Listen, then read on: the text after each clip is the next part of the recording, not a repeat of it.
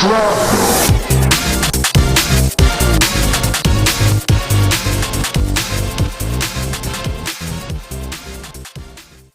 it going? Not bad, sir. Not bad. How are you?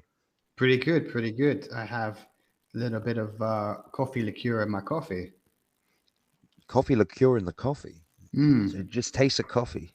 Nice. It tastes, no, not exactly. A bit more alcohol-y, a bit more Irishy, shall we say? Yeah. Oh, Irish coffee. I'll take that. I'll take Yeah.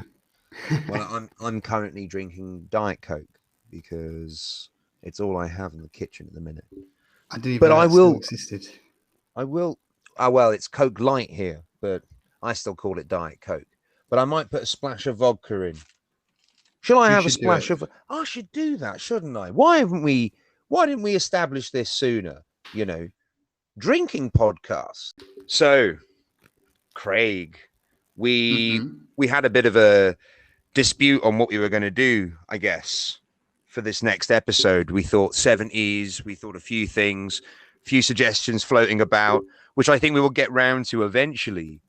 However, you have given me the honor of bringing my vision to light. Ladies and gentlemen, welcome to the cage match. I think we need a new jingle. We need a new jingle for the cage match. It should be, the bees, something No, like not that. the bees! Ah! Okay, yeah, perfect. Perfect. You know, it's funny. So yes, it's a Nicolas Cage episode, guys. I've shown Craig one film. Craig's shown me one film. And as a Nicolas Cage fan, you were pretty surprised I hadn't seen Con Air before, weren't you? Mm-hmm. I'm Yes. even surprised myself, especially after watching it. So, yeah, I have a lot to say about Con Air. And what did you watch, Craig? I watched Lord of War for the first time. Oh, it's so good. Yeah, it's a nice film. I mean, I'm surprised you hadn't watched Lord of War. I thought that would have been certainly in your repertoire. Yeah, it was kind of like one of those films that I roughly know the plot. And I was like, okay, so it's not really like a big I didn't really feel drawn to watch it because I could probably guess what's going to happen. So yeah, when I have films like that I kind of already know the plot to, I'm a bit less drawn to watching them. Sure. I think that's fair enough. I think I felt the same about Con Air as well. So Yeah, I think also me too. Well, Lord of War is one of my personal favorites, but you're not sounding too excited to talk about it, Craig, if I'm honest. I really like this movie. Should we jump into it then? I mean, yeah, why not? So, yeah, guys, welcome to the cage match. New names coming soon. I have to take a phone call. I think we're all caught up. Okay, so this is what I think of Lord of War. To summarize it, right? It is a good film. I enjoyed watching it.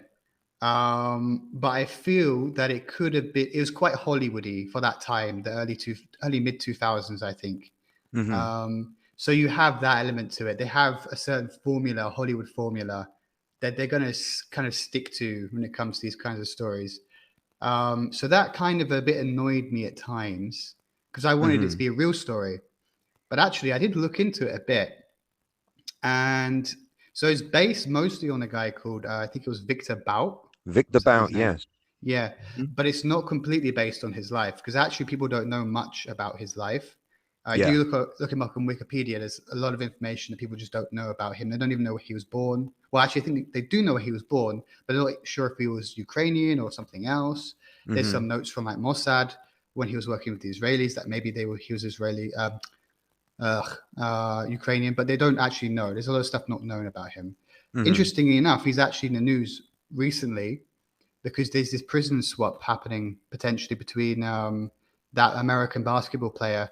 I forgot her first name. Her last name's Grinner, and someone else who maybe is also involved. Basically, she got arrested in Russia for possession of marijuana.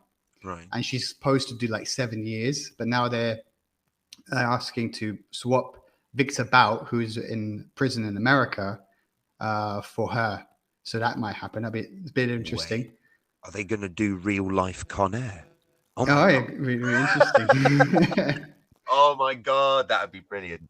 And so this thing about like the character not being completely based on the solid character, kind of, I think you can kind of see it at points. Like the main Well, thing that I felt when you watch the film, you don't like. There's a bit of a jump. Like he starts the film, he wants to get into the arms trade, and then he just kind of is, and like it kind of felt like, shouldn't there be like a real moment that really got him in? He not, had to have well, had connections. You well, can't this just is it. get into the gun trade. Like there must have been something missing there, and I think it's because the character is based on several different characters, so there's kind of Yeah. these gaps there. Well, yeah, I was going to say there's about 5 real life gun runners that he's that like are like informing this character, but um it's funny you say you complain about sort of Hollywood narrative, and yet your one of your criticisms, early criticisms as well, is that they rush like the beginning. Like instead of giving us a Forrest Gump opening where we spend like half an hour as a kid, they just jump right in. You know, we get a brief backstory and we sort of jump in early in his career. We see what inspired the career. We don't necessarily see how he got into the career, but we see what inspires it, and we see the business grow over like a montage. And is that not really all we need? Because that's not the importance of the story. Let's not forget it's a very anti-violence, anti-gun film. Yeah, I get your point, but if that was me, then I would just start like he's already in the gun trade. We don't need that We don't need an 20, 30 opening. Yeah. minutes. Yeah, but that's Mm, a similar thing we said about The Godfather, actually, isn't it? yeah. Yeah, maybe there are some films with an unnecessary opening, but maybe we do need them. Maybe I'm just not seeing the value of them Well, from my I think perspective. I do think it's worth talking about the opening of this movie. It is maybe, I think I've said this about the opening of Antichrist before, and I'll say it about Lord of War. The opening credits of this film, if you just leave it at that, it's one of the best short films you'll ever watch. You know, punch in the gut, like what what an ending to that. Like seeing the bullet and the bullet's target as well. It was Hmm. just poor. It really does hit you in the gut.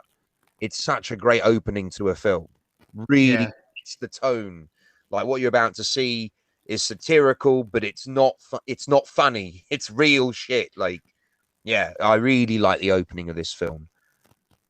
yeah. I also really liked it. I was quite impressed with that. The CGI has aged a little bit, Yeah. but it's quite, especially with Buffalo Springfield's something happening here playing in the background. And then, yeah, Mm, I wasn't, see, I was kind of like, but probably someone will get shot. But then when you see a kid getting shot in the head, like, mm. wow, that was a It bit hits more than I home. was expecting. Yeah. Yeah, it gets you hard that.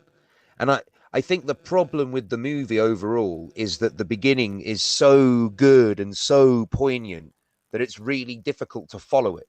And I don't Yeah. think the movie is as good as the opening. Like I still really love this film, but the opening is just so perfect. It's really tough to beat. Yeah. I always think as well, I'll bring this up with Con Air as well. I like to think like whenever we talk about a film, Mm, was it the first to do something or to be a bit influential? And I was thinking the two films this one reminds me of the most, mm. actually three films. Thank You for Smoking, Wolf Oh, of Wall good choice. Street, Hmm. and Blood Diamond. I think like it opened doors in multiple directions. Like you can see, well Mm, maybe the most Wolf of Wall Street. I kind of feel um, these kind of like these bad guys as the narrators, especially the narration actually in this film, remind me of Wolf of Wall Street. mm, That was kind of interesting. So it's interesting when you watch a film like a little bit like 10, 20 years before, I can see that this one inspired that one and this one inspired that one. Yeah, it's quite interesting. yeah. And by Well, the way, go on. I've got something really random for you. So Jared Leto is in this film. Do you know how Yes, it old he is. is? What in this movie? No, in real life right now. I mean, I'm trying to think of like an early role for him. I suppose Wasn't he? He was like 18 or something, or 20 in Urban Legend, which would have been the 90s, like mid to late 90s. So I think that's his first film, maybe. So 50s. Got to be Yeah, 50 in his 50s now. he's 50 years old, man. How I don't know how He he looks great. looks like a 20-year-old. He looks younger than me. Yeah, but It's that's ridiculous. what that's what happens when you own a cult. That's just going to happen. You know, when you're drinking the blood of the innocent, you know, it's youthful. No, this is the thing. I mean, I've heard some weird stories about Jared Leto, but like, cannot deny the man has made some great performances, and of late, he's made some pretty shocking ones. Like, I think Joker is pretty at the forefront of people's minds, but especially right now, Morbius is at the front of people's Mm, minds. Don't know if you've seen Morbius. It's obviously the best movie ever made, but yeah, go I'm watch loving it. the Oh my memes. God. Yeah, the memes are great. Uh, but it's nice to watch Lord of War and be reminded, oh, this guy actually is brilliant. He actually can act. He is excellent when he does put the work in. Requiem for a Dream as well. He's excellent in that. You know, Yeah. You know um, what? I did feel a bit with this film that Leto felt a bit more like Cage than Cage did. I think Leto gives a really compelling performance in this one, And and Nick Cage is a bit Cage. more relaxed, I would say, wouldn't you? I do agree with you. We're not getting like classic over the top Nick Cage here. He is quite. Well, there's a few moments. There's a few moments which maybe we want to talk about. There are a few moments where you're like, I mean, for the scene, maybe you don't go quite so over the top, Nick. You know, like when he's having sex in Africa, and he's just like starts moaning the word AIDS. I don't even know if we're allowed to say that on the pod, but he's just like, oh, AIDS, what? And I'm like, oh, this is an ill-informed. I know he's meant to be high, but like it's such an ill-informed choice. Um, Yeah. I don't know. I don't know. But yeah, I do. I still love this film. I still love him. But yeah, there's a couple of over the top Nick Cage moments. But Jared Leto isn't over the top. I think he's quite. You know, even when he's all coked up, I think he's pretty Oh, realistic, believable, at least. you know what? I want that picture of because I laughed my ass off when I saw him when Nick Cage's character finds him and he's What just would? got this massive line Yeah, of cocaine and I was like but but you know, it's in the shape of the Ukraine. yeah, but It's fucking brilliant. I didn't realize it at first, and I just thought he was trying to make a really long line of cocaine to snort all the way around. It's so good. It's so. I mean, look, if I had that much cocaine, I'd probably start doing dumb shit like that too. Like, I mean, he had a kilo of coke. You know, how long did it take? Do we? I can't remember how long the narration says that Jared Leto's been away. Was it like he's been away for a month and he's gotten through like 20% of these kilo? I'm not sure. I can't remember to be honest. It wasn't too big amount of time. Hmm. Oh But no, yeah, I don't even think they mention time. I think he just mentions distance. He goes yeah. 300 miles and 200 grams of cocaine later, and I find him. You know, like In a halfway house, blah blah blah. Cage.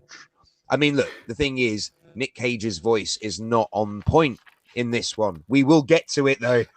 I We will get to Nick yeah, Cage doing a the real fucking over the Cage. top. Yeah, we'll get to real Cage in the second part of the But podcast, man. so what I think about this is that I think it's just that at this point in his career, he's Mm, become he's at the top of it basically. Like he's worked his way from a lot of kind of smaller projects, more independent stuff earlier in the 80s and the 90s, and now he's like a superstar and everybody wants him. mm. So and I see this with a lot. I think we were even talking about this before in the Godfather one as well about Al Pacino and De Niro.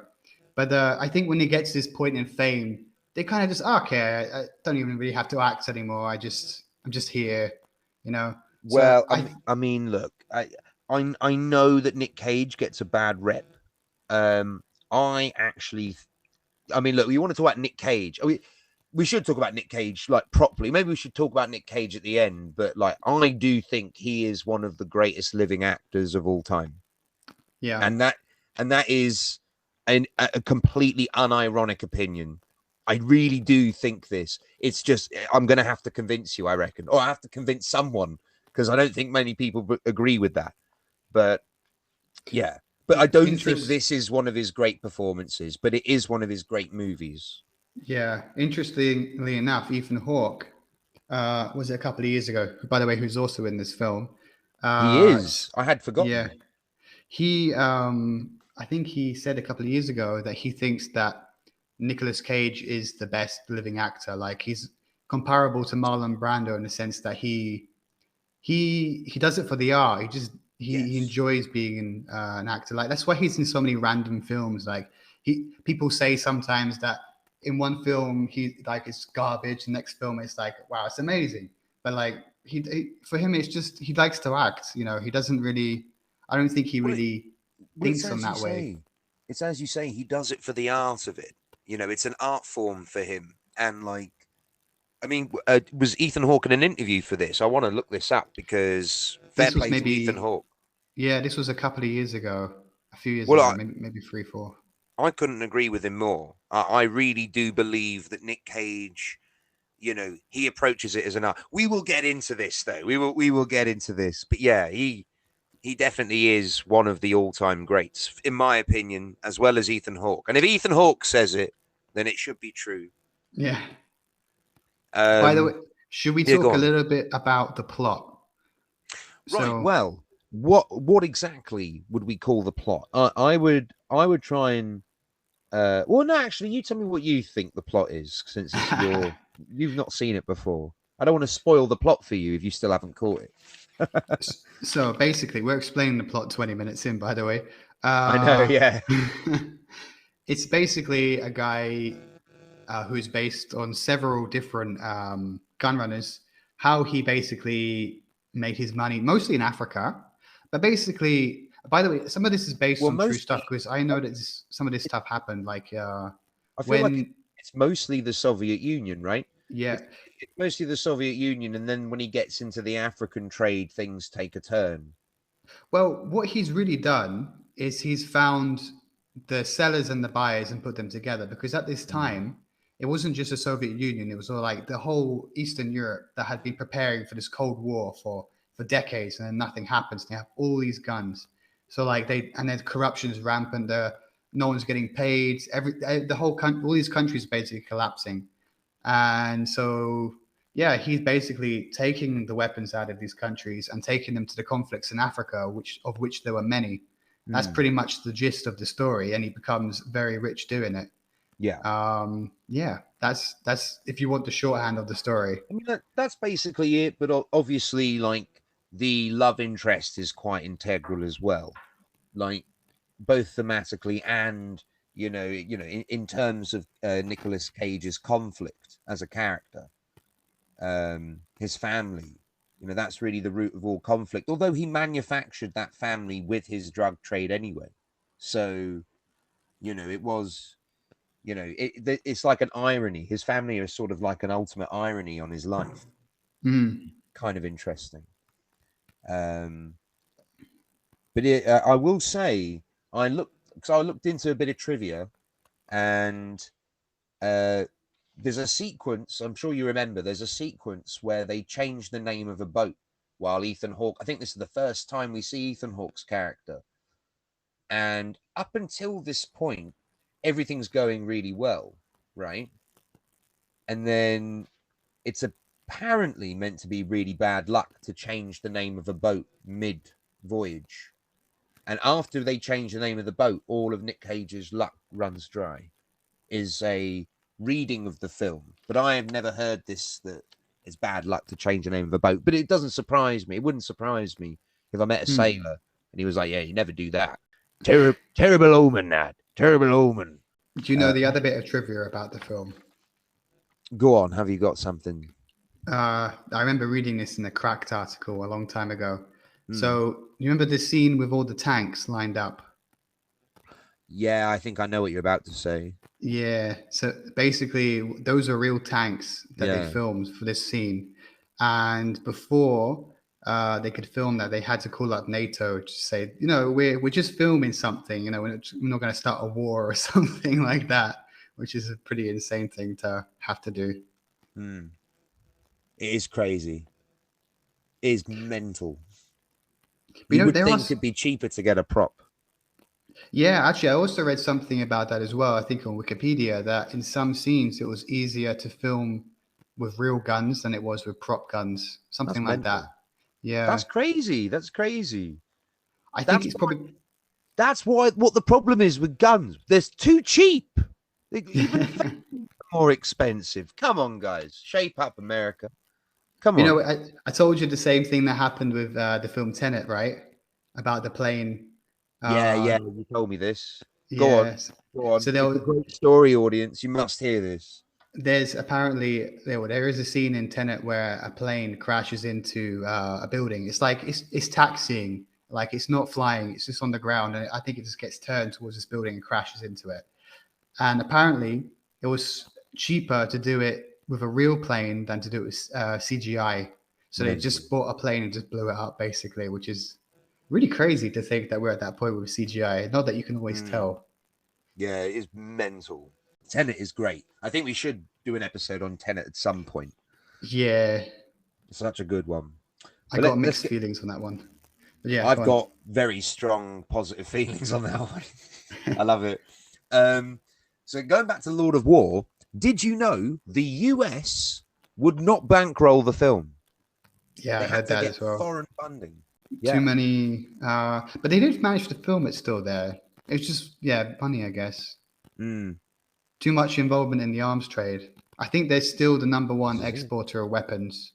And I remember once when I Wow. was in school, finding out the UK was the second, but this was like, I don't know, 15 something years ago. So maybe, who knows? Now it's Mm. maybe another nation. But yeah, that's crazy. Well, interesting you bring that up because at the end of the film, in the credits, they do say that the top arms sellers are China, Russia, the Ukraine, USA, and France, and they're all permanent members of the UN Security Council. They say that Ah, they say that in the credits. However, I looked into this, and according to the Stockholm International Peace Research Institute back in 2005, in order, it was USA number 1, Russia number 2, Germany number 3, France number 4, UK number 5, China all the way down in 11th place. hmm. So maybe a little bit of anti-China propaganda at the end of the old Lord of War there, perhaps. Because according to Perhaps. what I'm looking at, China were not in the top 5 even, but they were named at the end of the film. So Yeah. maybe a little jab, maybe a little jab. Let's hope I haven't caused the international headache now just by mentioning that.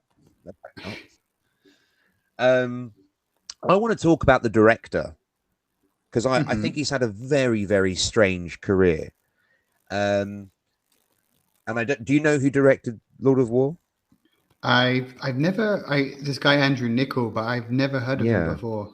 So Andrew Nichol, he's a writer and director, and if you look him up on IMDb, he's only got a handful of credits. Like literally only a handful. You know, only worked on like less than 15 films. Like you're looking at like 12 films total that this guy's worked on. His first film that he wrote and directed, and you're gonna love this because I know you've seen this. I'm sure of it. Gattaca with Ethan Hawke. Hmm. That's his first movie, his directorial debut. He did write a movie before that, but I'm not going to tell you that until later. Um, his next film was a film called Simone, but it's spelt with a number 1 and a 0. So I haven't seen it, I haven't heard of it, but it looks like it's going to be a sci-fi, and it's got Al Pacino in it. Hmm. So I might actually give that a shot at some point. His third film was Lord of War. Third film he ever wrote and directed. I also see that he directed In Time. He did. So yes, this is it. In Time was his next film, and there was like a 7-year jump in his career between these two films. But really strangely, he then went on to do a film called The Host, which I haven't seen, but it's got Saoirse Ronan, the Irish girl that no Americans can pronounce her name. But it's got Saoirse Ronan, and it's like a young adult fiction novel, but but one of those like Twilight-y, Hunger Games-y. What's the other one? It'll come to me later. But yeah, one of those like young adult novel things. As I said, not seen it, don't know anything about it, don't know the plot, but kind of a strange U-turn in his career. However, he did do another film with Ethan Hawke, and he's got another film called Anon with Clive Owen. So this is what, one, two, it's like 8 films that, or 7 films even, that he's directed and written. However, he did write The Truman Show. I saw that too. Yeah. Which I think is, it's one of my favorite. I really like Truman Show. And he's also working on the Monopoly movie with Kevin Hart. There's a Monopoly movie. Well, then they're working on it. It's not scheduled to come out until 2027. So they're only working on it. They're not actually making it right now. But according to IMDb, he is the writer, possibly the director. I can't remember. What kind of genre is that supposed to be? Based on the IMDb, I think it said it was going to be like an action adventure kind of not an action adventure, sorry, but it's like it's going to be someone who lives on one of the avenues on a Monopoly board, going out to setting out to make their fortune, and it'll likely be Kevin Hart. I mean, to be fair, Kevin Hart is literally dominating the world. Like he's probably got about 10% of the global wealth that's available. That man is so fucking rich. He's not stupid. He runs his shit like an empire. So yeah, anything else you want to discuss about Lord of War? I mean, I really love this film, and I'm not sensing that you love it. I'm sensing that you think it's like, it's all right. Well, yeah. I mean, maybe I am feeling that a little bit. It just feels like Hollywoodizing an issue a little bit. But then again, for awareness sake, it's kind of quite cool. Yeah. Maybe I would like to see it done a bit more seriously, but I'm not sure how you could do that, because also humor does reach people quite nicely, and there is a fair bit of humor here. Well, this is it. The film isn't without levity, is it? It's a dark comedy in a lot of places. And there's some other interesting random things, because I know we're about halfway through now, so probably we should wrap this up and get to Con Air. But there was some stuff that I found a bit silly, like going back to Ethan Hawke. His name was Jack Valentine. I was thinking, oh, what a crap name. And then there was one scene where he not exactly attacks, he kind of holds Nick Cage and his uncle Dimitri at a port, because he's Interpol and he's investigating all this. And I don't think that would really happen. I mean, you got a military commander, general even, I'm not even sure what he was, being held up by Interpol. Nah, I don't think that would ever happen, because these are like, how many Interpol guys you got there? Like, I know, 5 to 10 max, and then you got a whole freaking army around you. You don't hold up at one guy like that. This guy is a general. Like, he's a very high up military guy. You don't just go up to him. Like, you're Interpol, you're like international police. I think that's literally what it means, Interpol. Yeah, I'm not sure. I think so. They don't have the authority just to go in there and arrest a general in front of all of his guys. Come on. Like, you're just not going to happen. Like, true, but surely there would be some kind of in-house police force for corruption in the military. That must exist, and maybe after the Cold War, in tandem with that. I kind of doubt it at that point. When everything was collapsing, I don't think there would have been anything in place like that, to be honest. Maybe I'm wrong. And also, can I just say, the character, Nick Cage's I forgot his name. What was his name again? Yuri Orlov. Yeah. Yuri, by the way, Orlov means eagle, by the way. he uses one container for all his work shit, and his code is his son's birthday. And like, come on, man. I No know. way he would be that stupid. And if I he was that know. stupid, it wouldn't have been his wife that found that. It would have been the Interpol guys who've been checking him for ages. How could they not have anything at this point? And then his Yeah. wife just happens to find this container.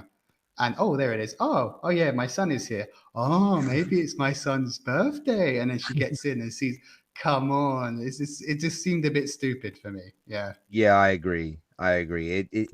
The suspension of disbelief sort of wears off by that point. You know, I mean, yeah, I'm with you. I'm with you. They would have been able to crack it before. Like, you know, they only find it because they follow her, right? Yeah. So like, and we get it explained to us that Nick Cage says, I can shake tails, but I've never been tailed by my wife. Something like that. Yeah, that's even weirder now I think about it more. Mm. It's just very strange, very odd. Yeah, you would have thought that Interpol would have known about his possession of the container at least. They would have at least investigated it at some point. Mm, But again, you know, maybe he was just very good at hiding it. Possibly. yeah. So, two So more give it. things, Yeah, go on. and I'm willing to say I'm satisfied with my review. Excellent. Go on. So Let me hear it. one thing I thought was I saw Ian Holm was in it. I was like, I saw it in the credits. Yes. Really? I Bilbo didn't. Baggins. Yes. Yeah. And it was weird because he's so serious and I'm so used to him being Bilbo Baggins. And I was like, huh. It was, he just seems like this short, paunchy little guy. But yeah, it does work. Maybe I just haven't seen him in many things before.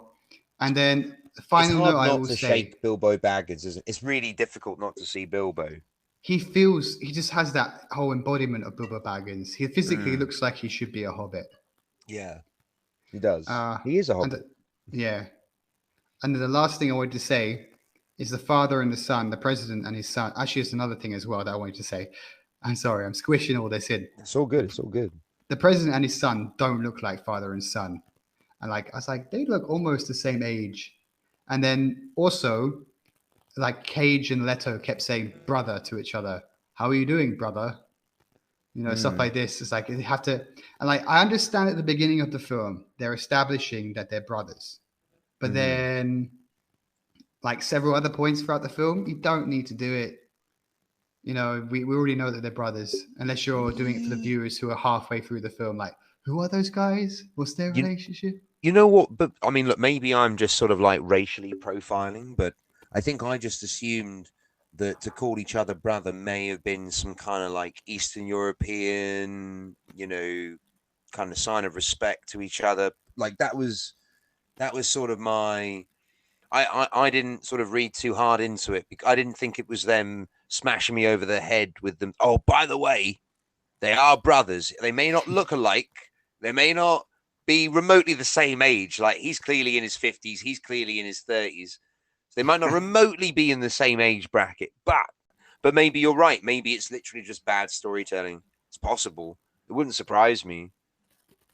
Yeah, I think both possible. I also do see that in other cultures as well. But I think that they're so Americanized, they felt a bit out of place Yeah. to suggest that. Or like if they would, wouldn't they say it in Ukrainian? I don't know. Again, yeah, they don't speak much Ukrainian, do they? Or any sort of Sanskrit language. They don't speak anything like very little we hear from Nick Cage, and I think we hear more from Jared Leto, and it's not much. Yeah, they say Boži moj, which means oh my God. I've seen this in Bulgarian because I live in Bulgaria. Look at us flexing about our where travels. we live. Sometimes they add a little bit extra on the end to make something sound a bit sweeter or smaller. Yeah. So maybe it could also be a thing in Russian or Ukrainian, sorry. So yeah, maybe. it could be a thing. Maybe. I think we should wrap this up now. I'm happy to move on from Lord of the War. So, okay, before we do, how many Nick Cages out of 10 does it get? I I'll give it 6 out of Only 10. 6 Nick Cages. Whoa. Yeah, Whoa. I still enjoyed it, and I'll watch it again. But it was like, you remember I said at the beginning that I didn't really think to watch it Mm, because I think I can probably guess the story of this. You can kind of just guess it from reading the log line or whatever, and it kind of pretty much was what I expected. So sure. yeah, it's still good. It's not like a bad film. It's just a Mm, very Hollywood. It feels like a Hollywood's. Suddenly people want to talk about these issues. Let's make a film on these issues, and then but uh, let's keep it within our way of doing things. And Nick Cage is at a point where I think he's not really caring how his acting is. He's not trying to blow your mind. He's just oh. there. So Fair enough. Fair enough. I'll take it. I'll take it. But by the way, because I feel like I'll give Con Air a rating out of 10 Nick Cages. What is the Nick Cage rating? Are we doing it based on how Nick Cage it is, or is it just standard 10 out of 10 system of how good the film is? I'm guessing that your 6 could easily be both because he's not massive Nick Cage in this movie, and also you're not hugely impressed by it. I So would say, to surprise you, I'll probably put my rating of the film higher than my rating of him as him. yeah, I agree. Yeah, I agree. I agree. I think if the Nick Cage rating is out of Nick Caginess, this is like a 2 or a 3. Okay, you know what? Let's do it this way. We do IMDb rating. We do Nick Cage rating. Okay. We'll do Yeah. both. So it's a 6.75 IMDb rating or Rotten Tomatoes rating, however you want to do it. 67%. Or it's a 2.5 Nick Cages out of 10. Yeah. I think that's a fair Cool. rating. Nice. Nice. All right. We've just evolved as a podcast. All right. We are officially 45 minutes in, although I'm sure some of that shit at the earlier will get cut because of my phone call. However, let's get into Con Air. Yeah. I think you should start with this one because I think you really enjoyed this, didn't you? I mean, this film, I've never seen it before.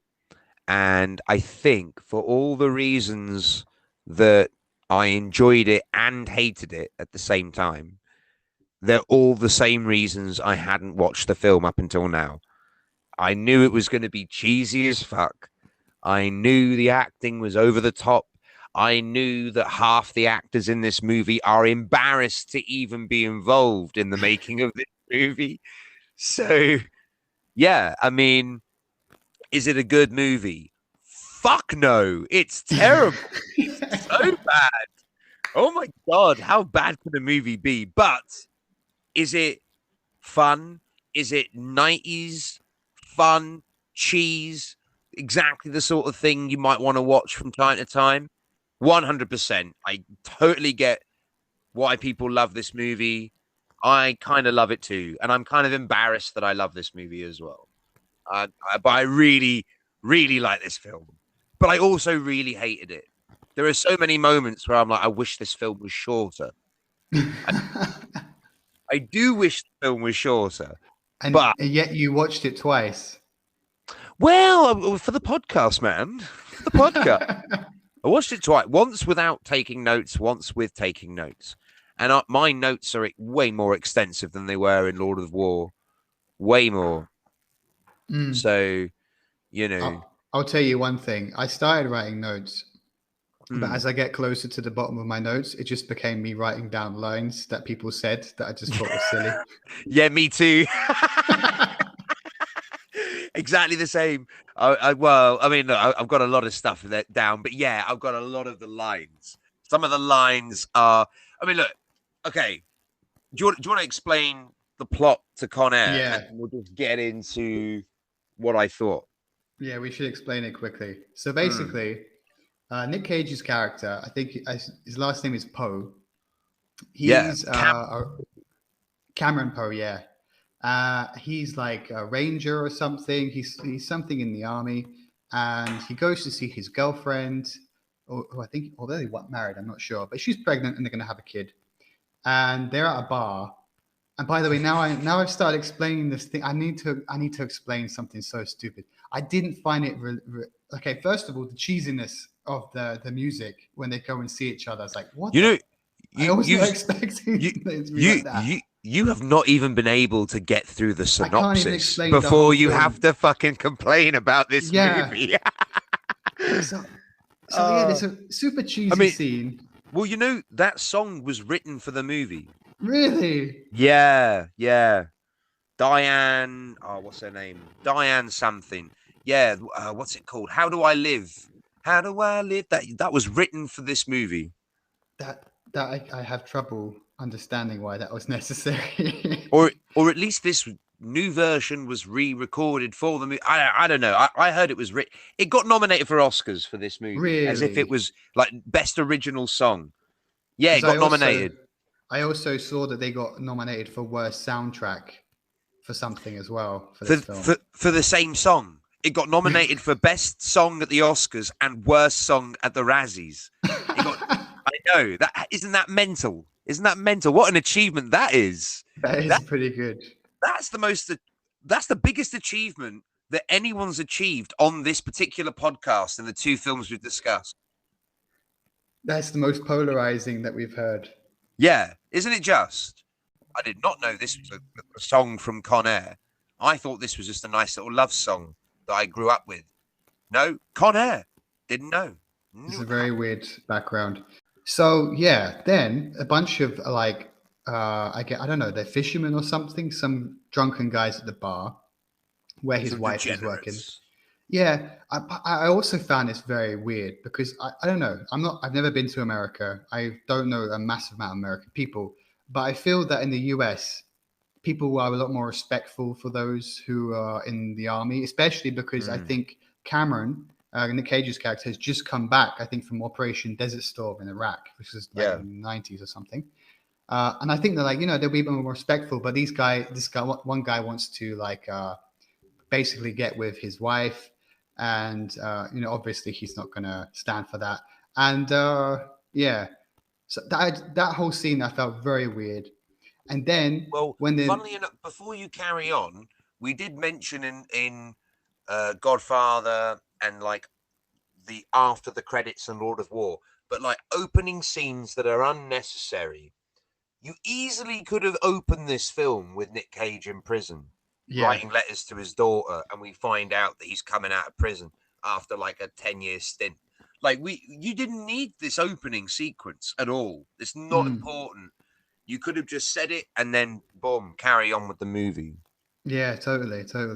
And then after this, these guys ambush them when they're leaving the bar, and Nick Cage's character kills one of the guys in self-defense, which, by the way, by accident. It's such a ridiculous thing. I was reading an article. I was trying to find something about the film, and I ended up reading something. Some guy who critiqued the film was saying that because later when he's in prison, he's in California. Why is a guy who committed a non-federal crime in Alabama, which was, by the way, self-defense on an accident, why is he then put into prison for 10 years on the other side of the country? Yep. It just felt so strange. You should have just made him from California, which is where I think Nick Cage is even from. He's not from Alabama at all. Well, see, this was going to be something I brought up to you. Why in God's name does he even need to be on a plane in the first place? I mean, so the movie can happen. I know. Well, let's explain the plot. Explain the movie real quick so we can talk about it. Yeah, it's a prison transfer plane. And the other guys, they put the most dangerous, ridiculous criminals on this plane with him. Another ridiculous aspect of the plot. Why is someone who's coming out on parole or someone who's moving to a different prison being transported with the worst criminals in the American justice system? What's going on there? That's not. Is that normal? Maybe that's normal. Maybe that's just what they do. No, I don't know.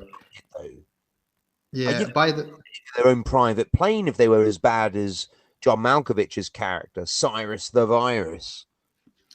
You know what? Can we also talk about the cast? The cast is crazy to this film. Right.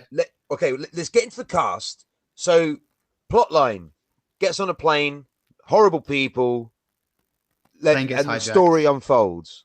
Yeah. Yeah, they hijack the plane. Boom. So, you're quite right. The cast. What did you want to talk about the cast for? I've got a few notes about the cast. Well, I was just quite amazed actually at the guys that got onto this film. It's funny that you Yeah. said that many of the guys since just didn't want anything to do with the film after it was made Mm-hmm. later on. So I was actually quite surprised to see Dave Chappelle in it because I haven't really seen him Yes. in anything. You know, Dave Uh, Chappelle is he's in Half Baked, which I like. But Dave Chappelle is the only actor that's in this movie that I wrote his name down as he came up and I put an exclamation mark. yeah. Because I was proper surprised that even writing notes, I had to be specific as I'm really surprised that Dave Chappelle's in this. And I was so happy he was in this movie. Like he gave me so much levity. I'm like, at first it was, oh shit, Dave Chappelle. And then it's like, oh, I like Dave Chappelle. And then it's like, oh, he's not in the movie anymore. And I Yeah. had a lot of emotions about Dave Chappelle in this movie. I liked him a lot. Yeah. And then, so I was thinking about him because basically, if it's not for his character, nothing happens. Yeah. Because he does the whole distraction and then he's just kind of floating all over the plane, somehow manages to open every single security thing. And Yeah. I was thinking, for me, that's one of the most ridiculous parts of the whole. Because you imagine, so the idea of Oh, this escape is to break out this. I think he's a Colombian drug dealer, and they're all going to fly the plane down to Colombia and get lots of yeah. money and stuff. You leave the most crucial thing to this one guy who's basically a clown, and I'm just really like I John know. Malkovich's character's master plan really heavily relies on this guy just being able to float around and like hit a few switches and then everyone can get out. Like, come And it, on. and I have to say, like, I really feel. I mean, I have some more stuff to say, but I really feel like it's not. Surely he could have come up with a different distraction. I feel like setting someone on fire is it's mean spirited. It's poor form. You know, it's poor form. Come on, like you could have done anything. There's so many other distractions you could have created on that plane. You could have just set a fire in the corner. You could have started having convulsions. You could have faked a seizure. There's so many distractions that you could have created. No, you have to set someone on fire. And then no one treats him like he just set the guy on fire. They're all trying to deal with the guy who's on fire, fair. But no one's dealing with Dave Chappelle as in the guy who started the fire. And he's just free to fucking flip all the switches. And Yeah. boom. Like, it was a bit terrible security on this high security plane. But it's not just the criminals, by the way. Not just the guards, by the way. It's also the criminals because so when that secret undercover agent guy tries the worst DAA agent ever. Yeah. The worst undercover agent that's ever fucking lived. Yeah. Undercovered within 5 minutes. Undercover in quotation marks because that guy was not fucking undercover. He blew his cover immediately. That guy could have been a sleeper agent on the whole fucking movie. Nope. Fucking blows his cover immediately. What a twat. And then because that happens, the gun is just lying on the floor. And no one but Chappelle's character thinks to pick it up. And I'm just thinking, man, you've only got one other gun. You want to have the guns. I would have thought if I was on that plane, if I was a criminal, I see a gun on the ground, I'm getting that fucking gun. Exactly. But no one. No one. Yeah, you're right. No one thinks to pick it up, which is ridiculous because Malkovich even says, I've got the only gun on the plane before this scene, I'm pretty sure. And then, and then he drops the N-bomb on Dave Chappelle. And even Dave Chappelle is like kind of blown back, like, oh, I thought we were mates sort of thing. And then he gives him the gun. Yeah. And he even says, as he's giving him you didn't mean it when you called me that, did you? He takes the gun and goes, yes, I did mean it. And I'm like, what? Why didn't you at least keep the gun? Like, you're quite right. No one thought to pick up the gun. But at least Dave Chappelle did. And then he gave the gun away. What? what? What is going on? What is going on in this movie? And I'm Yeah, jumping ahead a lot in the plot right now when I say this. But so we also know early on in the film that there is some guns on the plane somewhere, yeah, and they yeah, don't get them until the very like in that final one of the final scenes, like where they're fighting in that scrapyard. yeah. Like, why Now didn't you that just get them ages ago if you now knew where they were? this is it. That's really strange because we know they would have known because they had plans to the plane. So they would have known where the like gun area was, the artillery was. They would have known. So you're quite right. It's like it just sort of it's like the movie just throws in towards the end. Oh, by the way, there was guns on the plane the whole time and now they're going to Yeah. use them.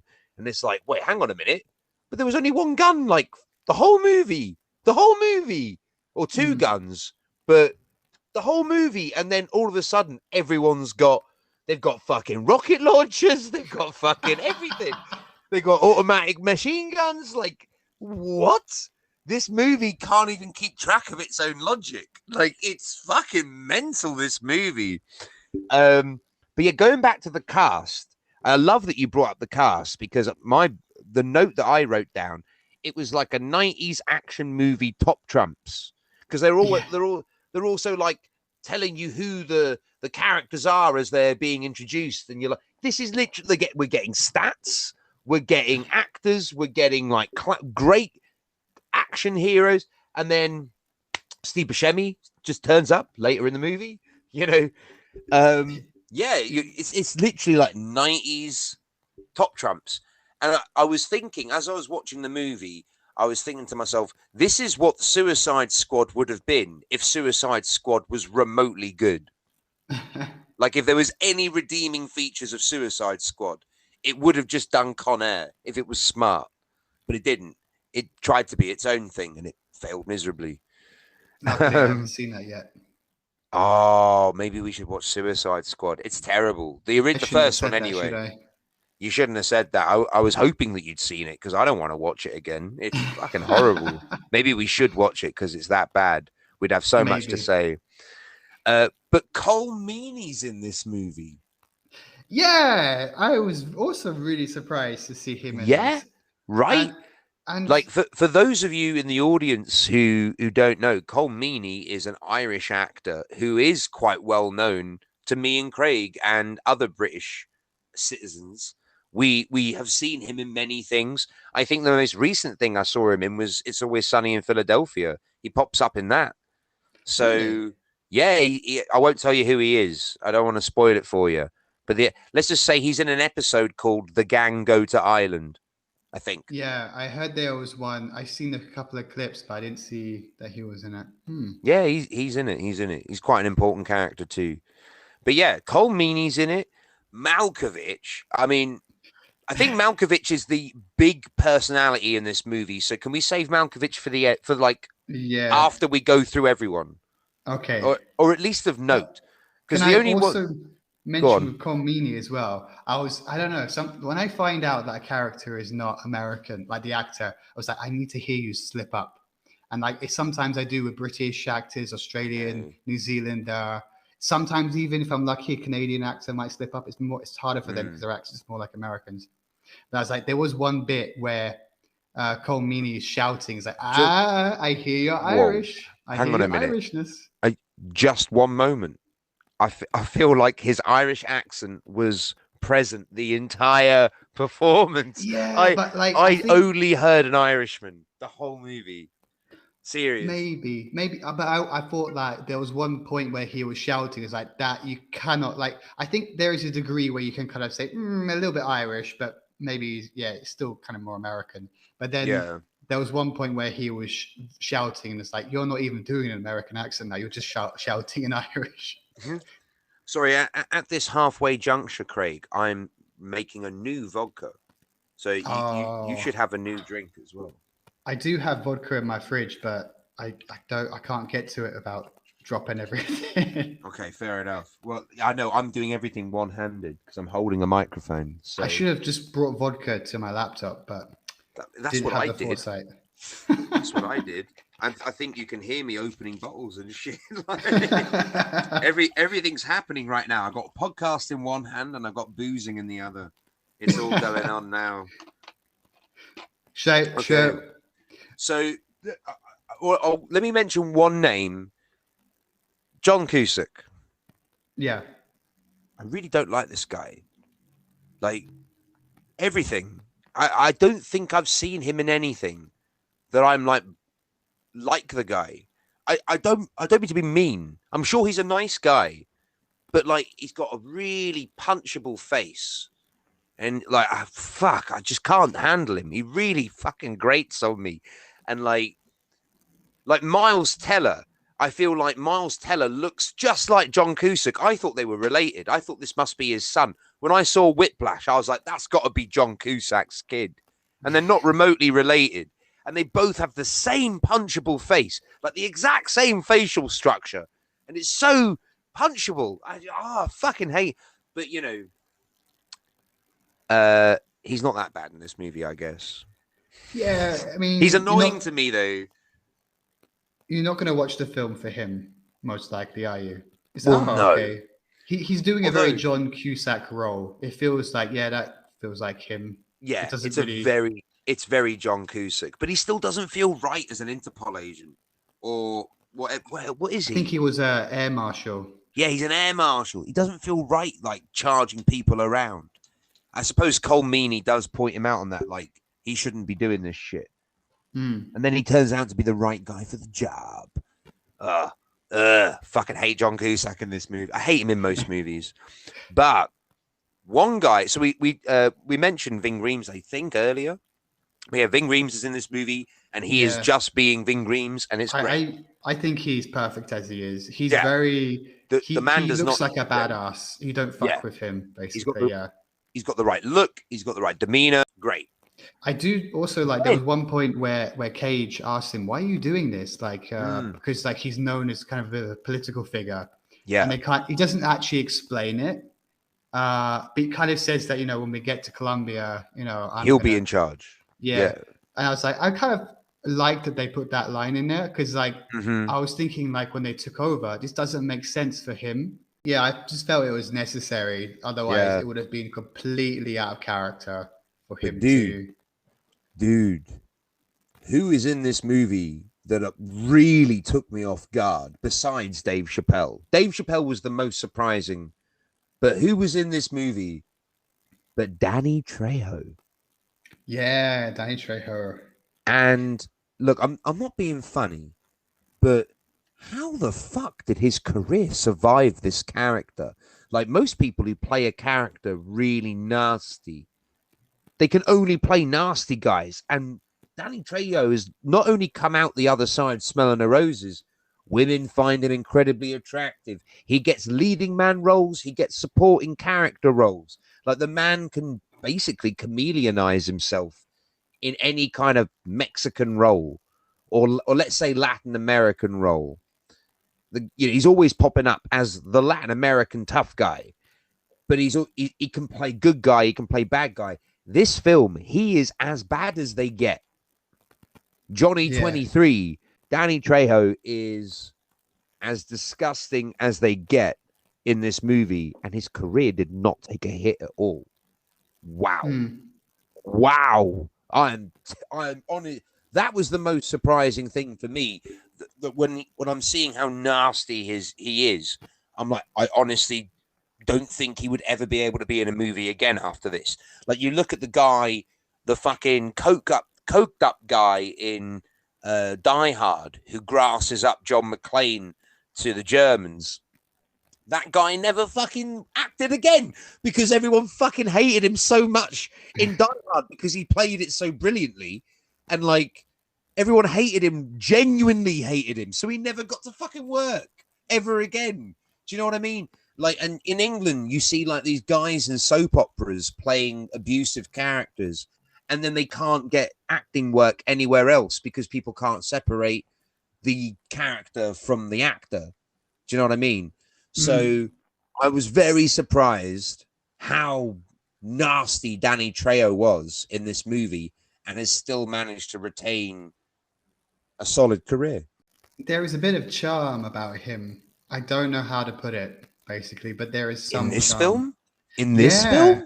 He's like, No. it's Danny Trejo. And you're like, Dude. I don't know, there's something about him, I think. But I think the moment he starts talking about his life, they call me Johnny 23 because of my 23 bitches, and then he looks at the woman in the soon to be 24.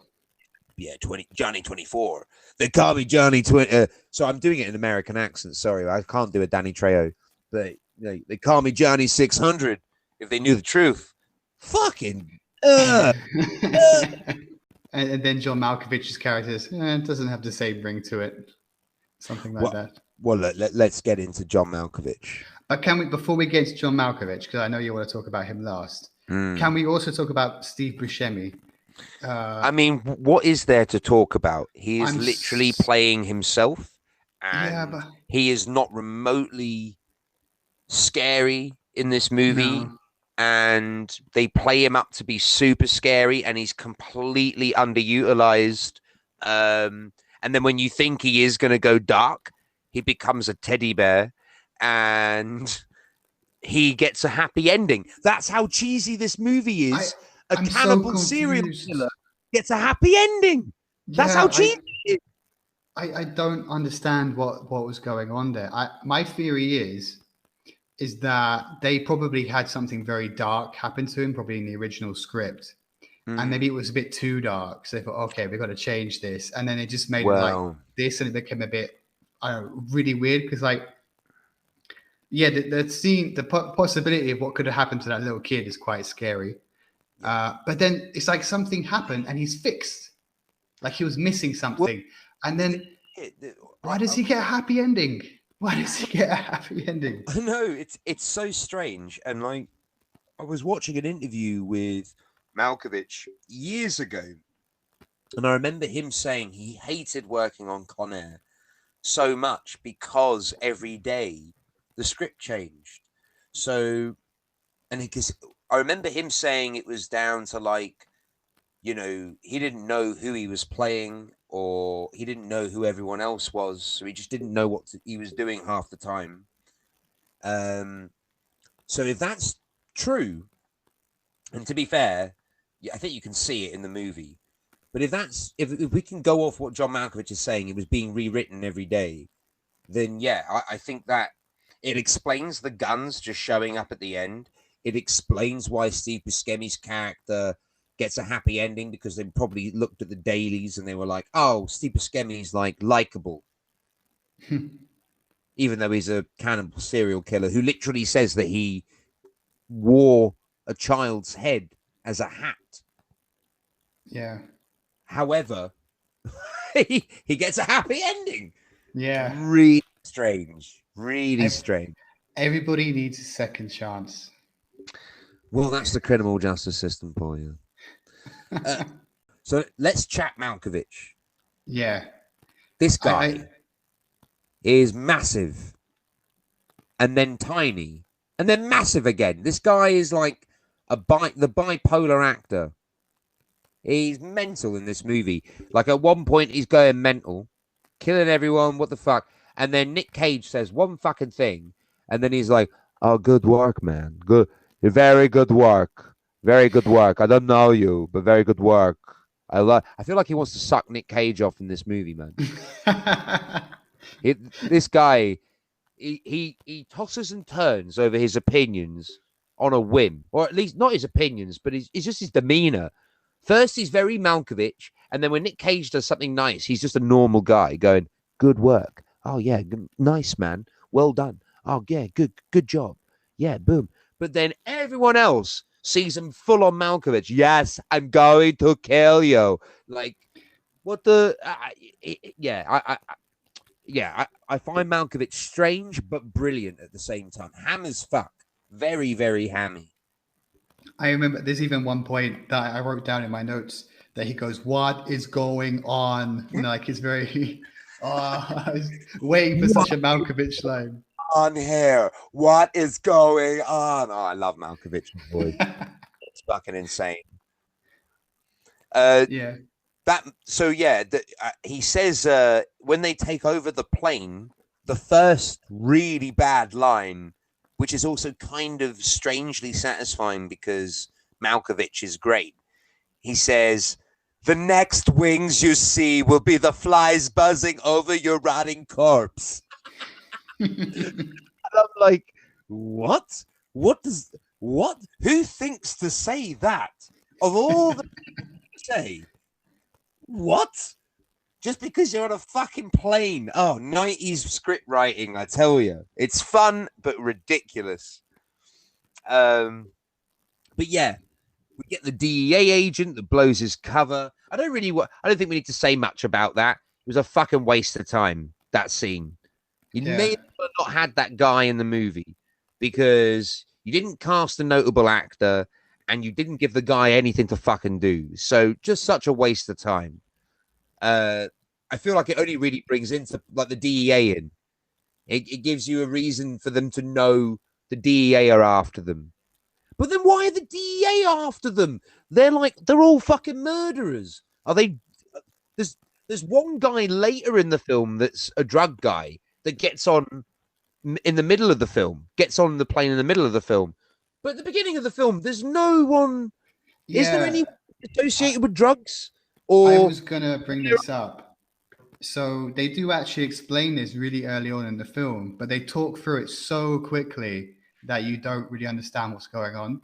I had to whoa, who are these guys? Well, why is there two groups of cops here? You got the marshal guys under Cusack, and then you got Meany's guys who are the DEA, and they explain within a quick second. I think what they say is when they stop at Carson, they're going to pick up this Colombian guy. So the whole idea, they want to. I think they're trying to get some information out of him, but that's why they have the DA agent on the thing. But yeah, when you think about it, the entire thing is not necessary because you just need to kidnap a plane. Honestly, the whole film is unnecessary. This is an unnecessary movie. I mean, one of my big notes that I've written down: this movie is a cartoon. It really is. This movie is it's way bigger than real life. It's mental, and I feel that scene. It's still quite early on. We've really not covered much of this film, but like early on in the film, they get the opportunity to get off the plane, and then Nick Cage chooses to stay on the plane because he won't be able to alert the authorities, and then his friend will die of insulin death. Now, let me unpack that for a second. So, number one, we already established later in the film that communication would have been possible if you got off that plane and then if you'd faked a heart attack or if you'd put the fucking thing in your clothes that you did to alert the authorities, if you'd done any of that and it was you, the moment they take your gag off, you can immediately alert them to what's going on. So I feel like you could have gotten off that plane and helped your friend. And by the way, number two, when he decides to stay on the plane, I swear the guy says he's got about 2 hours until he dies of insulin death, right? Now, I worked at a pharmacy. I knew a couple of diabetics in my day. I don't think you die if you skip your insulin injection for 2 hours. You might feel a bit shit, but you're not going to die. I'm certain. I feel like the symptoms of diabetes are over embellished in this movie. Can I also add as well, one of the reasons why his friend can't get off the plane is because Malkovich's character says, no, they're expecting 3 white guys. But when they get off the plane, they put a bag over their head anyway. So it wouldn't have mattered. Well, there's their hands. They're not wearing gloves. I don't know. I felt like if they're mostly covered. Well, this is the thing. When they find out that there's a sandstorm down there, would it even matter? You can't see anything. I love that scene, though. I love that they decided to put it in a sandstorm. But this film just gets more and more over the top as it gets on. Do you know what I mean? Like, when you think they can't go bigger, they just get bigger and bigger. And like, I mean, we'll get into it, I guess, in a second. But yeah, writing a message on, because obviously after the sandstorm scene, and then the new bad guys get on the plane, the other guys get off, and then they fly off. Chappelle's left behind, and then later on in the film, we discover that he got caught up in the landing gear, right? And that's why they're dragging. And then Nick Cage writes the message on him, and I mean, all of that shit is just so over the top, but I fucking love that kind of over the top. That kind of over the top really settles on me well. But there's a lot of over the top in this film that does not settle on me very well at all. I mean, just the fact, like, there's a scene where John Cusack just drives someone's sports car away. Just gets into a random, well, it's not random, we know it's Cole Meany's sports car, but he just gets into some guy's sports car and drives off. To be in the 90s again, I guess. If only it was the 90s, I could just drive off in someone's fucking sports car. And then they do it again later in the film, where John Cusack and Nick Cage, at the end of the film, could just jump on 2 police motorbikes. Because why the fuck not? Why the fuck not? This movie jumped the fucking ages ago, so why the fuck not at this point? And it's so cheesy. They both get on at the same time. Then they look at each other. You had the same idea as I did, or something. I've got a lot to say about that ending scene, but before I do, because I don't want to go too long on Con Air, but like, we've got the classic "put the bunny back in the box." Yes, there's that classic fucking line, and I knew this line going into the film, but maybe it was one of those Mandela effects on me, where you misremember something, or the public zeitgeist misremembers something, because I thought it was "put the bunny back in the bag." I always thought it was "put the bunny back in the bag," and then I watched the movie and I was surprised to hear it was "box." In the same way, there's so many like Casablanca. People quote it, "Play it again, Sam," and there's actually no line of dialogue where anyone says that. Well, certainly where Ingmar Bergman, anyway, she never says that. I think that they're confusing it with the film "Play It Again, Sam" with Woody Allen. Yeah. But that movie is titled that because of this misconception. That's why they named it that. Because people thought this was a line in the movie, and it actually isn't. Even Queen, "We Are the Champions," everyone remembers that song, that the last lyric of the song is "We are the champions, boom, boom, of the world." That's not the last lyric of the song. It's just "We are the champions," and then it fades down. They don't say "of the world" at the end of the song. But everyone remembers that. Everyone remembers "of the world." So it's like, why do we think that? It's that Mandela effect, that as a society we mishear or misremember something.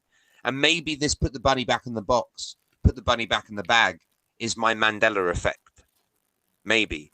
The same that like Bob Marley, "Everything's going to be all right." Everyone says "every little ting," but he doesn't pronounce it ting. He pronounces it thing. It's just that it's called the Mandela effect, right? When the society remembers something. I actually don't know. I'm sure I've heard. Maybe I'm just chatting shit now. I'm just putting words to words and hoping something sticks. That's what's happening here. Mandela effect. That'll make sense. Why not? So yeah, you were talking about the music earlier. Super cheesy. How do I live without you? That song. But the scene where he fights that hillbilly character, Billy Bob or whatever his name is, I forget the guy's name because he's barely in the movie and he really doesn't make any impact. But he fights him because he discovers that Nick Cage was lying about not being as much of a con as everyone else, I guess, is the lie he made. He's still a fucking con. Or being a free man, I guess, is the lie. And he's the guy that he says, "Put the bunny back in the box." And they have this fight scene, and the music, I wrote this down because I was like really perplexed. The music is like this really raucous action scene music.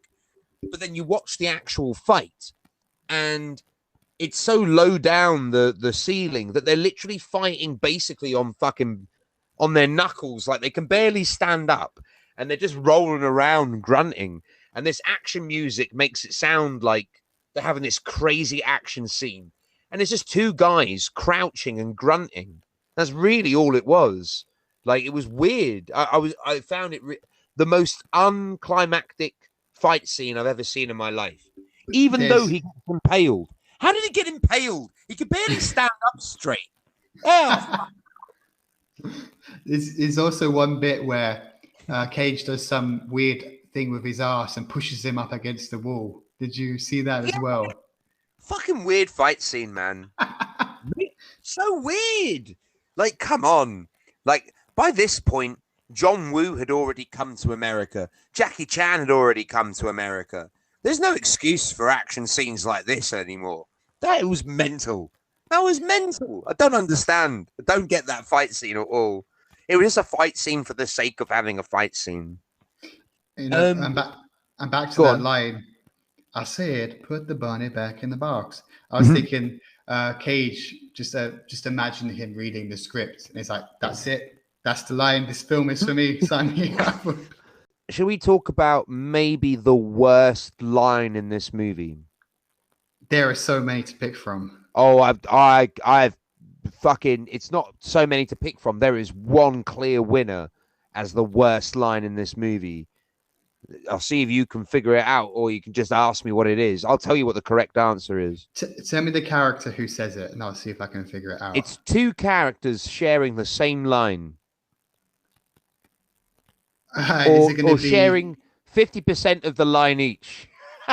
I've given it away. So is it two people? Is it basically a conversation, or is it's someone's? It's that guy who's nearly dying, the Colombian dude, and he's like, "Sigh," and then Cyrus goes, "Anara." That is literally like I hear this line and I'm like, this line is not only the worst line in the movie, but it's clearly the only reason they named the John Malkovich Cyrus. character Cyrus. Yeah. So you only named him Cyrus so you can have this terrible fucking line in the movie.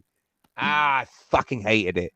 This is the worst line maybe in cinematic history. I can't think of a worse line.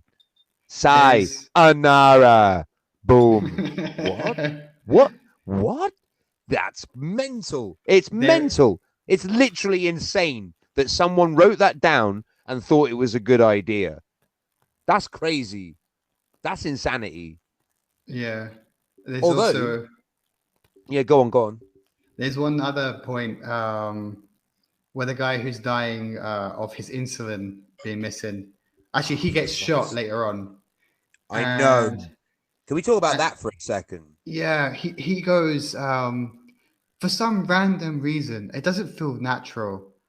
And he says something, I don't think that God exists or something like that. I don't know why he's talking like this. I'm gonna prove to you that God exists. Yeah, I think he says it more dramatically with more energy. I'm gonna prove you that God exists. Also, by the way, that's just reminded me. Does Nick Cage think he's God? Is that what's going on there? But yeah, go on. What were you about to say? And there's another line as well. Actually, two more things actually about Danny Trejo. When he gets beaten by Nick Cage, says, "Don't treat women like that." when she's trying to rape this woman. Yeah, I remember. Yeah. And then at the end, after the planes crash into the casino and everything's done, the police go into the plane, and you see Danny Trejo, and it looks like he's hanging from his arm. And then you see that he's not hanging. That his arm is still there. And I'm just thinking, how is he standing up then? What the hell is going on there? I know. It's just shock value for the sake of shock value, that one. Mental. Absolutely ridiculous.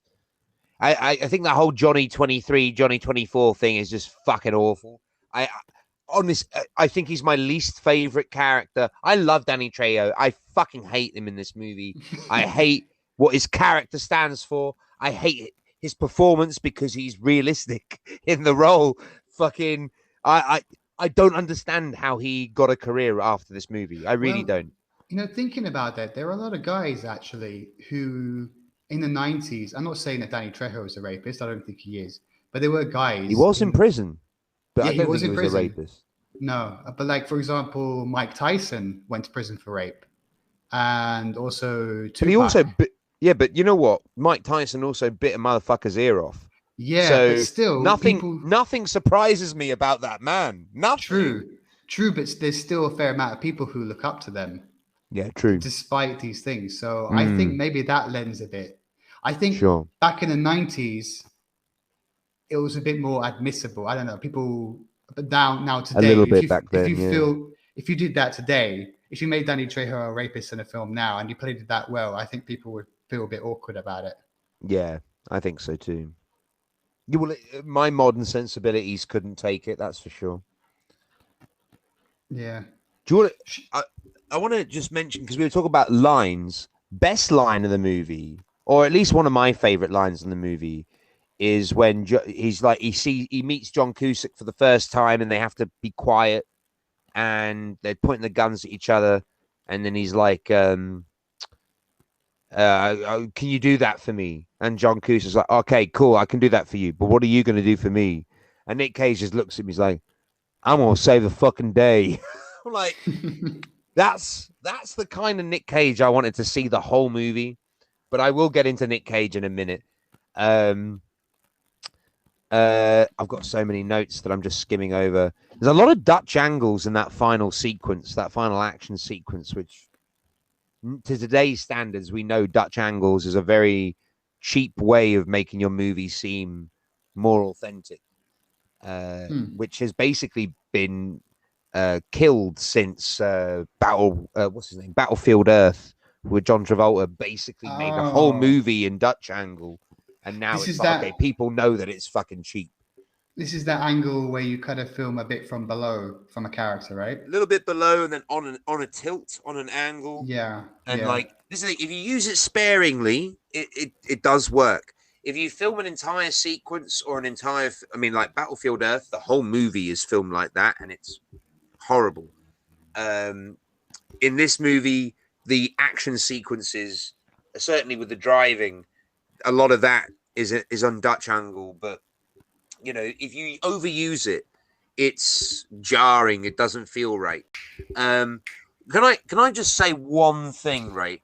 So, from a '90s action film, when you show me a plane that is now towing a sports car by a cable, if you show me that shit, don't just fucking cut the car loose. Like, you just set up one of the greatest action scenes ever, and then you don't do it. I was expecting Nick Cage to have to fucking climb down that rope and then cut the rope and then yeah. drive off the fucking plane or some shit. Like, you set up one of the greatest action scenes to have ever been shot, and you don't fucking shoot it. Maybe that was the intention, but if you're gonna fucking attach that car to the plane, it better be for a reason. Otherwise, it's just shit for the sake of shit. I think Cage says at that point, any other day that might seem strange, and then that's all we get out of that. The car is gone, and they just Yeah. shame. So we were talking about the guy with with diabetes. The whole movie, Nick Cage is trying to get you your insulin so you don't fucking die. And then the moment you get your fucking insulin, the moment you throw yourself under the bus for him. And it's like, he's literally risked his fucking life to save yours. What? You fucking, what? It's, the fact that guy took a bullet for Nick Cage really pissed me off. It's like half this movie didn't fucking matter. Half this movie did not fucking matter. If you're just going to step out in this fucking bullet, what's he done all this shit for? What's he done all this shit for? What else have we got? Okay, well, I think I'm at the tail end of my notes here. I'm like right by the end of my notes. I've got missile launch. Is there a missile? I can't even remember a missile launch. Is there a missile launch? I think I remember there's a bit where they're shooting at the plane. But I don't remember missiles. I've got in my notes. I've got a word that I can't decipher, but then the rest of the sentence is so fucking cheesy. But I've no idea. Just a general joke. You could apply that note to most of the film. Oh, maybe it's to do with yeah. It's when they're chasing them with the plane, and they spend like a fucking 2-minute sequence with Cole Meany trying to figure out whether they're going to shoot the plane down or not. Mm. And it's just so cheesily handled. And it's like, oh, fuck. You've been an arsehole this entire movie. If you just stayed an arsehole for 5 minutes longer, you could have shot this plane down before it gets to fucking Vegas. And then, because this is it. They're like, okay, you need to land on this airstrip. No, we're going to land on the fucking street because we can't make it. And it's like, sure. Why not? Like, at this point in the movie, I was strapped in for whatever they threw at me. Like, the whole movie up until this point, it was so fucking ridiculous. Yeah, okay, fine. Land the plane in the middle of Las Vegas. Sure, I'm on board. Fine. We've come this far. Sure. Why the fuck not? Why the fuck not? Land the plane in Vegas. I'm cool with that. Because you've made this film 10 out of 10 cheesy up until this point. I can buy it. I really do buy that you can land the plane in Vegas at this point. Super fucking cheesy. And then you get the fucking Malkovich line. You get the stop or I'll shoot the bunny or whatever he says. Stop the bunny gets it. Yeah. Yeah, stop or the bunny gets it. I got written here, make a move and the bunny gets it. Make a move and the bunny gets it. But then I haven't written this down, but I distinctly remember it's like, the last thing your daughter will smell is the stink of my stinking breath or something like that. What the fuck? Who wrote this movie, man? Who wrote this movie? Like, Jesus Christ. So the movie is like an hour 40, right? Yeah. This movie felt so much longer. I like this movie, but there were so many times that I felt it was dragging. It was too long. And I felt that this movie dragged more than Godfather Part 2. When you showed me Godfather Part 2, I knew it was a 3.5 hour movie, and I watched it, and I really didn't feel bored. I did take a break in the middle, but I didn't feel bored. This movie, there was a couple of moments where I'm like, can they just get to the crazy shit? Or, like, as I say, it felt longer than an hour 40. Like, by the time I've watched this movie twice now in the last couple of days, and I felt like I've spent 6, 7, 8 hours on it. And I've only spent a little bit over 3. So it's kind of weird how the movie feels way longer than it really is. Yeah. You know, Elsa, talking back about Malkovich's character, I thought they missed an opportunity for a proper death as well.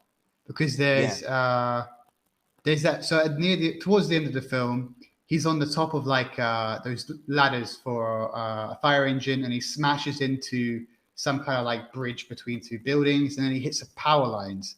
When he hit those power lines, like, that's kind of a fitting death, like an electrocution. Like maybe there was a line somewhere at the beginning of the film, oh, he's expected to get executed or something by electrocution or something like that. But okay, yeah, gets what he deserved, kind of thing. But no, he somehow survived that and then landed exactly in the spot where something could smack him on the head. And I thought, why? It just didn't seem necessary. Like, you could have. I thought it'd be better that he got electrocuted. I thought that would feel more like just desserts, you know? Yeah, it would have been way more fitting.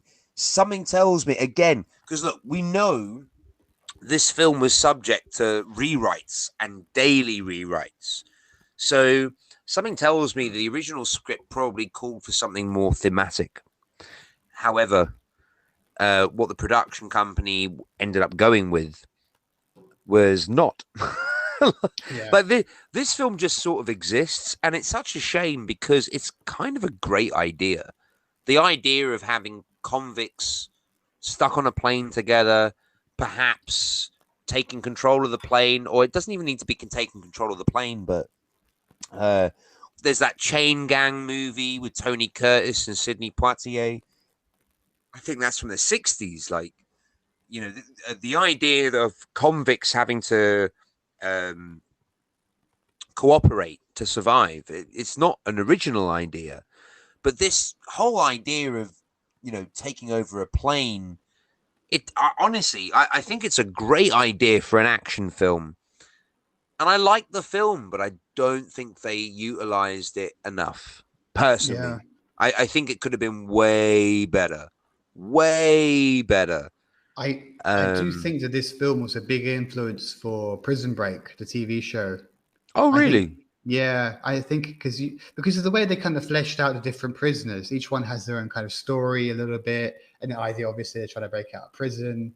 Some of them have a bit more complex morals or whatever. So I think probably this was a huge inspiration for that TV show. See, I've never watched it.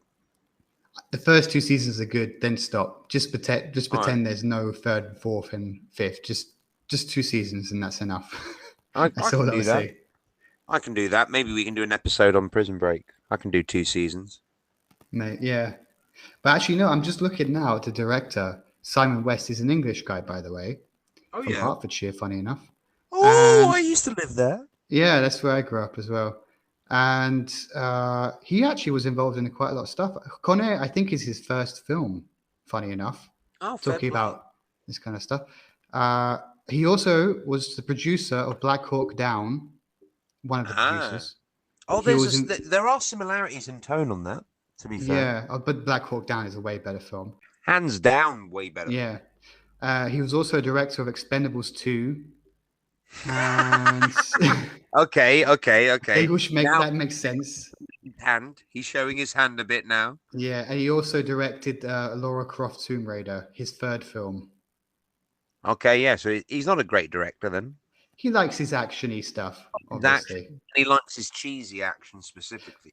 But you have to still I was thinking, about film, appreciating when someone is good at what they do. Like, for example, I don't really like musicals. I have no interest in watching musicals. But do I recognize the talent that goes and the work that goes into it? Yeah, because that's fucking hard to direct.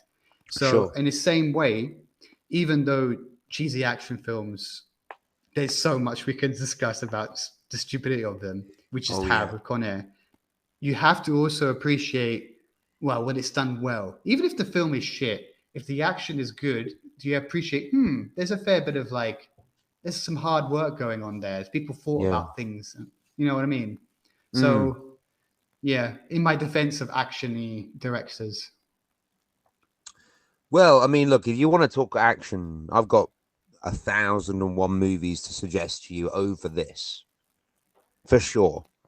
I feel like we've said everything that we can about this film. This film is fucking ridiculous. It's a cartoon. Watch it anyway, yeah. Watch it anyway. But it's fucking ridiculous. The final death is ridiculous that you were saying about John Malkovich. It's a ridiculous fucking film. It is even raining money at the end of the movie, so everyone can get some free money at the end of the movie. I mean, this movie is so fucking cheesy. Like, it's just cheese. The whole start to finish, it is cheese. And then the final scene where he meets his wife. Why is his wife in Vegas suddenly? Did she get flown out? Yeah, she must have done. But fucking hell, this fucking movie, it's just cheese. Wall to wall cheese. It might actually be a masterpiece of cheese. If we're going to give the accolade of masterpiece of cheese to anything, it would probably be this film.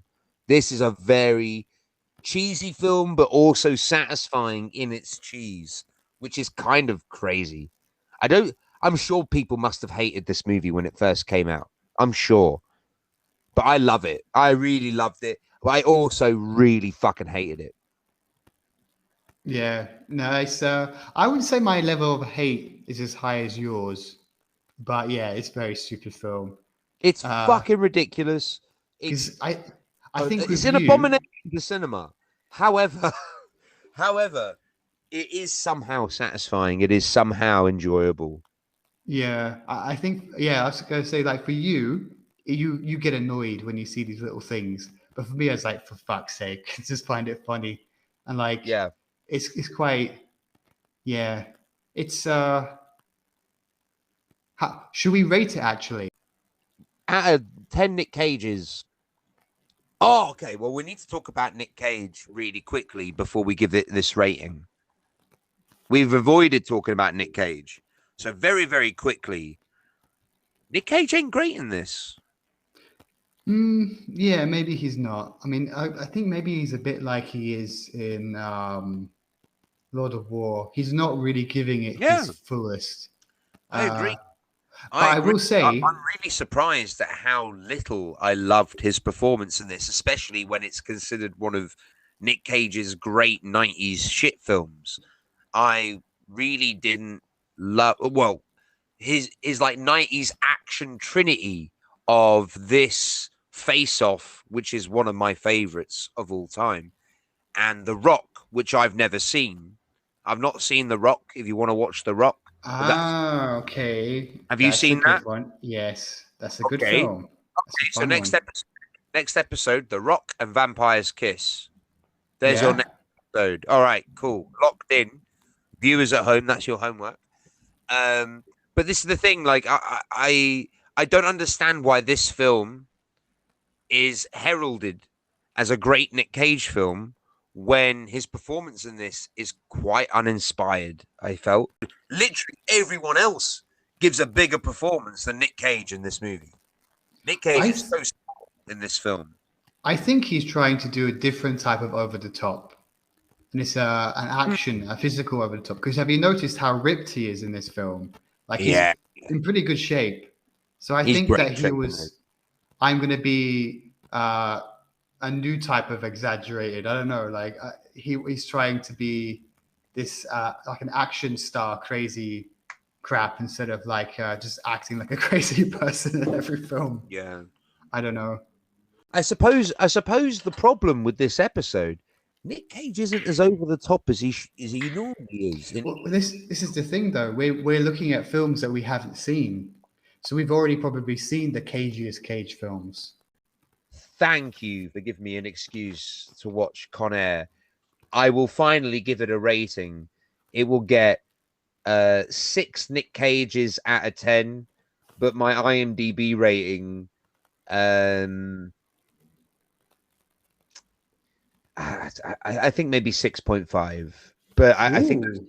generous. That's generous. I think It's you're not very good. generous. Yeah, it's really not good. The film fan in me wishes I could give it like a 3, but I can't. I can't give it a 3. It's unfair. I did have a lot of fun watching this movie, so I'm going to give it 6.5. I'm going to give it 6.5 IMDb's out of IMDb, and I'm going to give it a 6 on the Nick Cage arometer. Mine's going to be a bit different to yours, so I'm Oh, thinking I'm probably going to rate it out of IMDb rating. I'd give it probably a 4. ooh, brutal. That's pretty low. Well, it's That's not so pretty low. bad. Yeah, but that's like fucking Birdemic. Fucking that's like pretty shit. That's like The Room, and I bet The Room's got like a 7.5 on IMDb. Yeah, but it's a bit probably inflated because people enjoy it so much. People enjoy Con Air, man. But I True, suppose true. this is personal opinion. Personal opinion. Like if I'm thinking it like as terms of like great, like amazing movies, I would put it like of a 4. You know what I mean? Like in that kind of sense. Fair, But fair. I still sometimes enjoy watching crap films that are like low rating. They're still fun. Yeah. Like as in terms of a popcorn film, if I wanted to watch something silly, that would be high on the list because it's funny. Well, It's how enjoyable many to watch. how many Nick Cages does it get? I'm not really sure. I think did you This say is not. 6? Yeah, I think that's the most fair because there are so many Nick Cage performances that are 10s. Like you can say what you want about Wicker Man. That's a 10 out of 10 on the Nick Cage arometer. Maybe I was going to say lower, but now thinking about it, mostly because of the bunny line, I'll also give it maybe a 6. Yeah, I think 6 is fair. I think 6 is Yeah. fair. Yeah.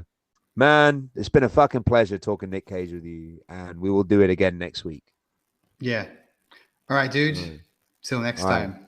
Till next time. Much love. Thanks for coming out with us, people. And until next time, keep it movies. You don't want to say anything, Craig? Oh no, I thought that was a nice ending. It Keep was it, a whatever nice that end. was. Yeah, it What was was quite. it you Yeah, said?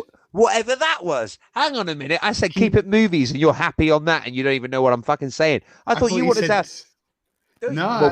what did I say? You tell me what I said. I thought you said keep it knees. I was like, okay. I said keep it movies. Keep it movies. Keep It it sounded like movies. knees. I heard knees All in right. my head. What do you want to say something to the peeps? Nah, I think you did a nice send off there. All right, guys. I think we're Well, good. until next time, keep it movies. Keep it knees.